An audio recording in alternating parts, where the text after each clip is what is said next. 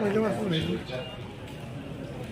आपण इथं नवनिर्वाचित नगराध्यक्ष यांचा पदभार सत्कार, त्याचप्रमाणे नवनिर्वाचित सर्व सदस्य यांचा सत्कार यासाठी इथं जमलेलो आहोत। या कार्यक्रमासाठी आपल्या सर्वांचे लाडके माझे सहकारी मंत्री बाळासाहेबजी पाटील, जिल्ह्याचे शिवसेना जिल्हाध्यक्ष शेरार साहेब, तसेच मान्य राजसिंह यादव, मान्य मुख्याधिकारी साहेब ज्यांनी हा कार्यक्रम अरेंज केला, समोर उपस्थित सर्व कराडकर नागरिक, पत्रकार बंधू भगिनी,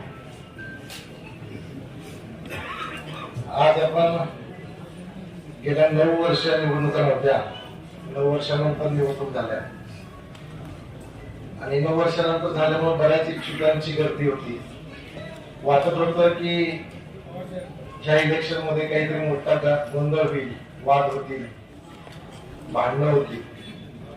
तर हा कराडचा सुसंस्कृतपणा आहे की कुठेही गालबोट झालं नाही, कुठल्याही राजकीय पक्षानं किंवा राजकीय पार्टीनं कुठलीही विकासात्मक बोलणं केलं पण टीकात्मक कुठेही केलं नाही आणि हा कराडची संस्कृती आहे। त्याबद्दल खरंच मी कराडकरांचे सर्व पार्ट्यांचे मनापासून अभिनंदन करतो। मेहरबानजी, आता मेहरबानजी म्हणता तुम्हाला अध्यक्ष म्हणलं पाहिजे, म्हणून मेहरबानजी हा शब्दच तुमच्यासाठी पहिल्यापासून आहे आणि ती ओळख तुमची आहे। खरं तर तुम्हाला आता अध्यक्ष म्हणायची आम्हाला सवय केली पाहिजे।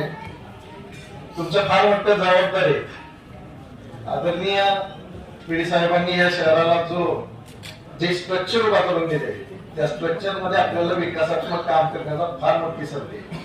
असं स्ट्रक्चर कोणत्याही शहराला लागू। आज आपल्याला मुख्यमंत्री देवेंद्रजी फडणवीस असतील, दोन्ही उपमुख्यमंत्री असतील, फार मोठ्या प्रमाणात निधी देतात। पण तो निधी उपलब्ध करण्यासाठी जे स्थान आदरणीय पिढी साहेबांनी निर्माण करून ठेवले, त्याच्याकरता आपल्याला उल्लेखनीय काम करावं लागेल। तुम्ही आता पाणी पुरवठा योजनेवरती काम करताय, ड्रेनेज योजनेवरती काम करताय, त्याचप्रमाणे आपल्याला घनकचरा असेल, नागरी सुविधा असतील, घनकचऱ्याची काही नवीन प्रोजेक्ट आहेत, त्यावरती आपल्याला काम करायचं आहे। तुमची जबाबदारी फार मोठी आहे। चांगल्या गोष्टीसाठी आम्ही तुमच्या बरोबर आहोत, चांगल्या गोष्टीसाठी तुम्हाला सतत पाठिंबा राहील। ज्या ठिकाणी विरोध वाटेल तिथं तुमच्याजवळ आमचा विरोध नोंदवला जाईल, ही नक्की आहे। चांगल्या कामासाठी आम्ही तुमच्या बरोबर आहोत। तुमच्या पुढील वाटचालीसाठी मी पुन्हा एकदा शुभेच्छा देतो आणि थांबतो। जय हिंद, जय महाराष्ट्र।